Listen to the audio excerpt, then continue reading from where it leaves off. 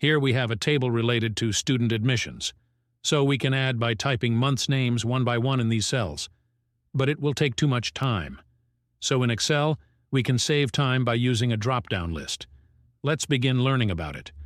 Highlight the cells where we want the drop-down list. Navigate to the Data tab. Click on Data Validation in the Data Tools group. Under the Settings tab, choose List from the Allow drop-down. In the Source field, either type the list items or refer to the range containing them. We use the comma between list items while typing them. It will show the list. Otherwise, all the items show in a line. Click OK to apply the drop-down list. Now our selected cells will showcase a drop-down arrow, allowing us to choose from the specified list effortlessly. It enhances data entry efficiency by providing a predefined list, saving time and effort.